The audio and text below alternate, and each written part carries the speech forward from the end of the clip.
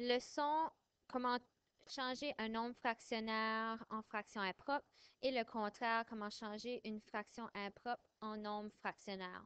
Donc, premièrement, c'est quoi un nombre fractionnaire? C'est lorsque tu as un nombre et une fraction. Donc, cela le dit dans le titre, nombre fractionnaire. On a un nombre et par la suite, nous avons une fraction. Donc, on a un entier et une fraction. Une fraction impropre est lorsque le numérateur est plus grand que le dénominateur. Donc, 12 sur 5, 12 cinquièmes, notre numérateur est plus grand que le dénominateur. Maintenant, pour changer un nombre fractionnaire en fraction impropre, nous commençons par le dénominateur qui est 3 et nous le multiplions avec notre entier. Donc, 3 multiplié par 3 nous donne 9. Et par la suite, nous prenons notre réponse qui est 9 et nous allons additionner notre numérateur. Donc ici, c'est 2. 9 plus 2 est égal à 11. 11 devient notre numérateur. Donc la réponse de notre travail ici va nous donner notre numérateur de notre fraction impropre.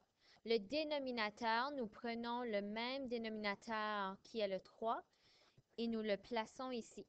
Donc, 11 tiers devient une fraction impropre du nombre fractionnaire qui était 3 et 2 tiers.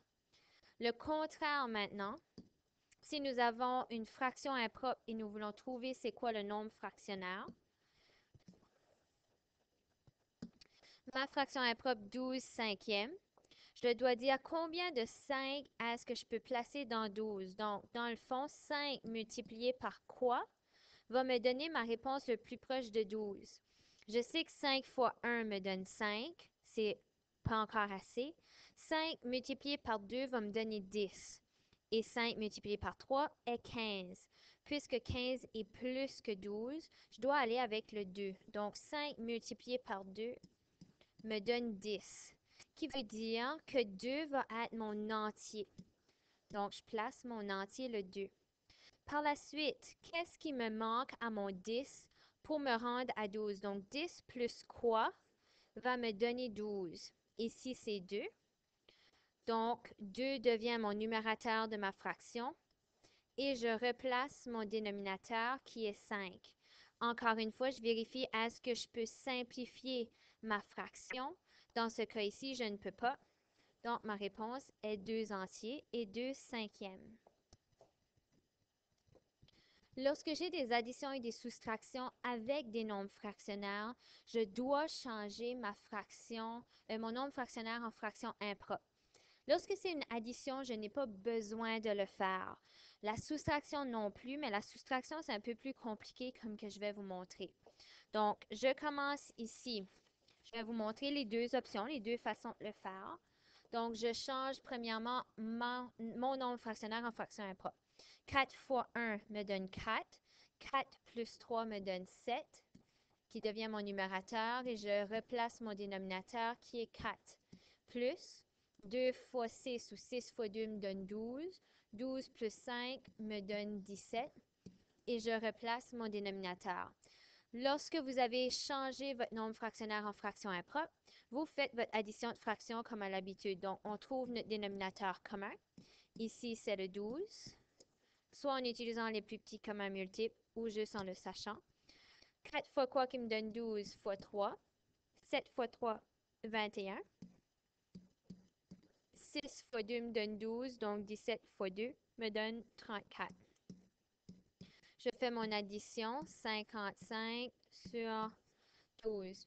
Puisque vous aviez des nombres fractionnaires en début de ligne, au départ, vous allez avoir une fraction impropre. Donc, on doit changer notre fraction impropre en nombre fractionnaire. Combien de 12 est-ce que je peux placer dans 55? Ça peut devenir un peu long. Un truc, on prend le numérateur et on le divise par notre dénominateur. 55 divisé par 12 va vous donner une réponse de 4,58, 4 et 58 centièmes. Le 4 va être l'entier. Donc, on a 4 entiers. Le virgule 58, ça sera notre fraction. Donc ici, pour trouver qu'est-ce que le virgule 58 signifie en fraction, on prend notre entier, 4, et on le multiplie avec notre dénominateur. Donc 4 fois 12 nous donne 48. Et par la suite, on fait 55 moins 48, qui va nous donner notre numérateur.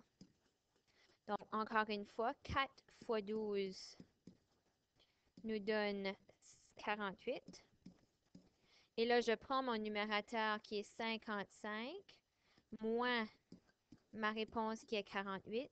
Et ceci me donne le 7 de mon numérateur. Je ne peux pas réduire 7 douzièmes, donc ça reste comme ça. L'autre façon de le faire, c'est prendre nos entiers et les mettre en réserve. Donc, 1 plus 2 me donne 3. Donc, je vais avoir 3 entiers. Et après, je prends mes fractions et j'additionne seulement mes fractions. Mon dénominateur commun est toujours le 12. 4 fois 3 me donne 12. 3 fois 3 me donne 9. Et 6 fois 2 me donne 12. 5 fois 2 me donne 10. J'additionne, donc 19 sur 12. Ici, c'est plus facile. Donc, combien de 12 est-ce que je peux placer dans mon 19? J'en ai 1. Et il me reste quoi? Donc, il me reste 7 douzièmes. Ce n'est pas ma réponse finale puisque je dois aller prendre le 3 que j'ai mis en réserve tout à l'heure et l'ajouter à ma réponse. Donc, 3 plus 1 va me donner 4 et je replace ma fraction 7 douzièmes. Pour la soustraction avec des nombres fractionnaires, donc ici, je vais faire encore les deux options. 4 fois 2, 8 plus 3 me donne 11 quarts, moins 6 fois 1, 6 plus 5, 11 sixièmes. Je les place sur le même dénominateur commun qui est 12. 4 fois quoi qui me donne 12 fois 3, donc 33, fois 2, 22. 33 moins 22 me donne 11 sur 12, qui serait ma réponse et je ne peux pas réduire. Si je le fais de ce côté ici, donc si je prends mon 3 quarts moins mon 5 sixièmes et je mets en réserve mes entiers, mon dénominateur commun est toujours le 12. 4 fois 3 me donne 12, donc 3 fois 3 me donne 9. 6 fois 2 me donne 12, 5 fois 2 me donne 10. Ici, je ne peux pas faire 9 moins 10 puisque ça me donne un entier négatif. Donc, ce que je dois faire, et c'est ici que ça devient un peu mélangeant, donc je vous suggère avec les soustractions de toujours prendre la première méthode. Je dois prendre mon entier et aller en emprunter pour que mon numérateur devienne plus grand que le numérateur de ma deuxième fraction.